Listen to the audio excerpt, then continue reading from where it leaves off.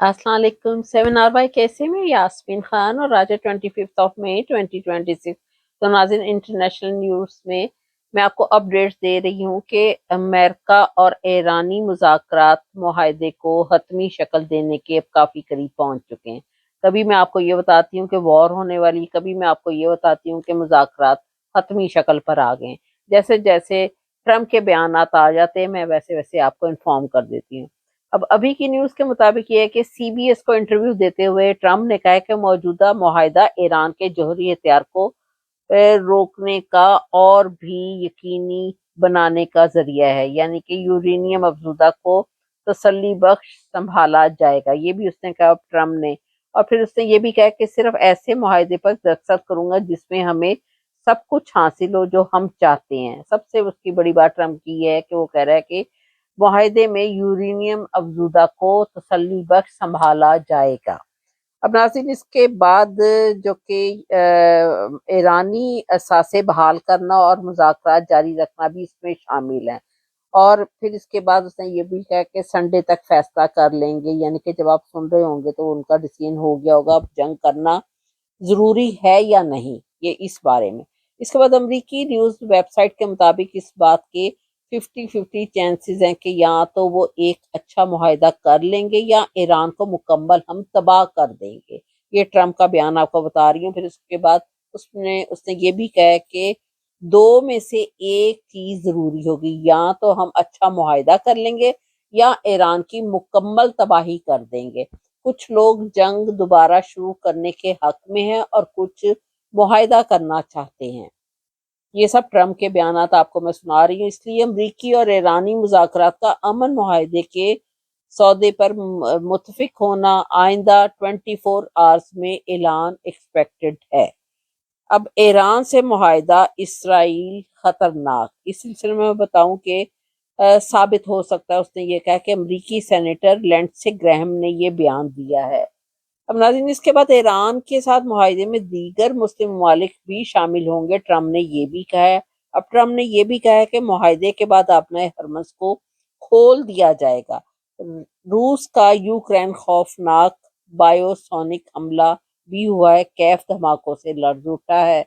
इसके बाद उड़ीसा को रूस ने एक बार फिर निशाना बनाया है और शहरियों में खौफ और रास फैल गया है।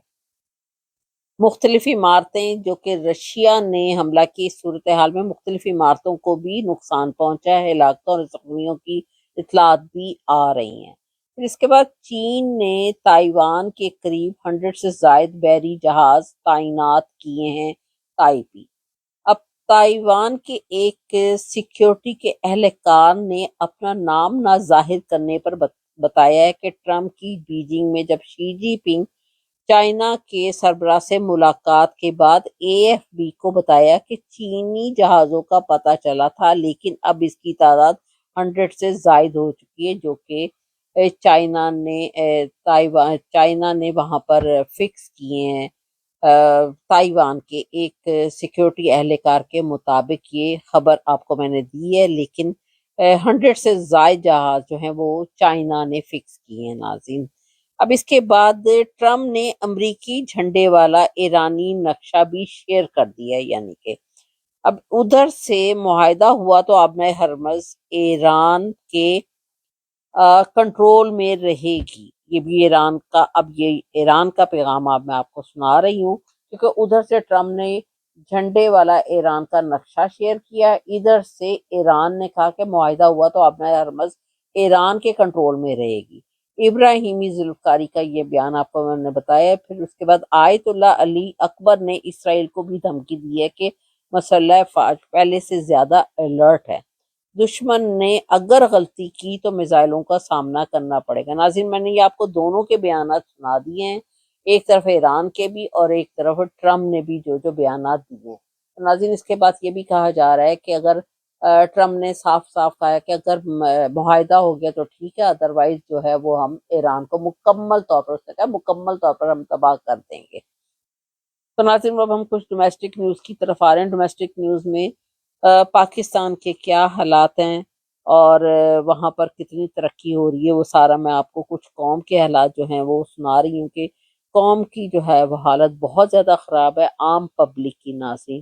اوپر والے جو ہیں وہ جنہوں نے تو پیسہ اکٹھا کر لیا وہ تو ایک اچھی اور لیڈ لائف گزار رہے ہیں، لیکن جو کہ غریب لوگ ہیں وہ ان کی بہت بری حالت ہے ناظرین۔ اور وہاں پر مہنگائی نے ان لوگوں کو مارا ہوا جس کی طرف کوئی بھی دھیان نہیں دے رہا۔ اب آپ یہ دیکھیں کہ دنیا کتنی آوازار ہے اس وقت کی حکومت سے، کیونکہ حکومت جو ہے وہ ایک فیک حکومت بٹھائی ہوئی ہے اور وہ اپنے آپ کو بنا رہے، وہ عوام کو نہیں بنا رہے، وہ پاکستانی پیسے سے اپنے آپ کو بنا رہے ہیں۔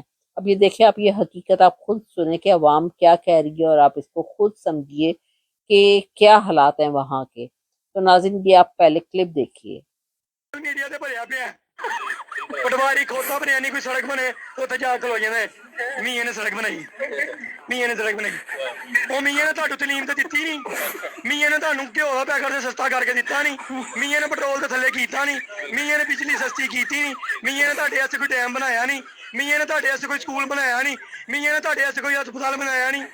دسو ایک پٹواری کہندے ہیں ہمارے ایک سرکاری ہاسپٹل کے اندر کینسر کا لیزر مشین آ گئی ہے۔ مر گیا مردود نہ فاتحہ نہ دردود۔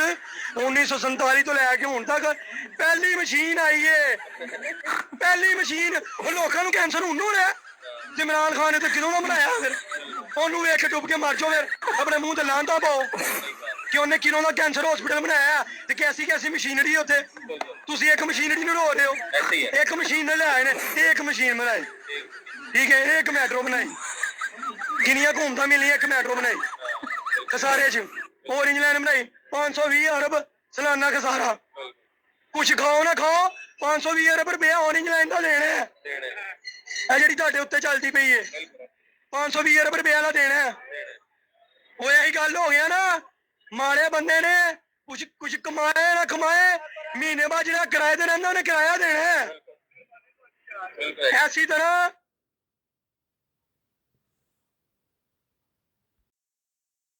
تو ناظرین آپ نے یہ کلپ دیکھا ہے کہ عوام جو ہے وہ کس قدر پریشان ہے، کیسے رو رہی ہے، ان کی کیا حالت ہو چکی ہے۔ اور اس کے بعد اب ایک آذربائیجان، جبکہ مریم صفدر صاحبہ بھی لاسٹ ویک گئی ہوئی تھی، وہ تو اپنے بناؤ سنگھار کر کے چلی گئی ہیں، پاکستان کے پیسوں سے لیا ہوا جہاز لے کے، پاکستان کے پیسوں سے سارا اس پر پیٹرول تیل خرچ ہو رہا ہے، وہ آرام سے اپنے دن گزارنے چلی گئی، لیکن پاکستانی قوم جو ہے جن سے ٹیکس لیا جاتا ہے ان کی کس قدر بری حالت ہے۔ وہاں پر آذربائیجان میں ایک صحافی عورت نے ان سے ایک انگلش میں کوشچن غلطی سے کر بیٹھی، اسے کیا پتا تھا کہ اس کو انگلش کی ABCD بھی نہیں آتی۔ تو ناظرین مریم صفدر صاحبہ جو ہیں وہ آگے سے اس کی شکل دیکھ رہی ہیں، خالی ایک لفظ کا پارڈن، اس کو سمجھ ہی کچھ نہیں ہے کہ وہ کیا پوچھ رہی ہے، اور وہ گم سم کھڑی رہی۔ یہ آپ خود اس کا کلپ دیکھیے اور آپ کو خود پتا چل جائے گا۔ Sentence about Azerbaijan, please. Pardon? About Azerbaijan and Turkey.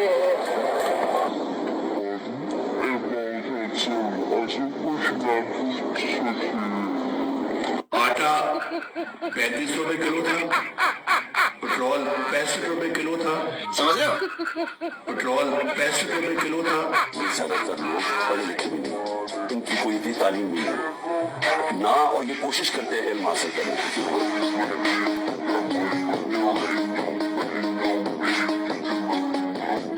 Sentence about Azerbaijan, please. Pardon? About Azerbaijan. تو ناظرین یہ ہے وزیر اعلیٰ کی سیٹ پر، اور وہ بھی کسی کے جیتے ہوئے الیکشن پر زبردستی جو ہے وہ انہوں نے بٹھایا ہوا، جنہوں نے بٹھایا ہوا آپ کو پتہ ہی اسٹیبلشمنٹ نے بٹھایا ہوا ہے، اور اپنے مقصد کے لیے بٹھایا ہوا ہے۔ تو ناظرین اتنی نالائق عورت ہے، اس کو آگے سے کچھ نہیں بولنا تھا۔ پتہ نہیں نواز شریف اتنا پیسہ ویسے پاکستان سے لوٹتا رہا ہے، اس نے کیوں نہیں اپنے بچوں کو کسی اچھے اسکول میں پڑھایا، کیونکہ ان لوگوں میں پٹواریوں میں ہے ہی نہیں کہ کوئی ایجوکیشن کا کوئی معیار ہو۔ عمران خان صاحب صحیح کہتے تھے ان کی نالائکی کے بارے میں۔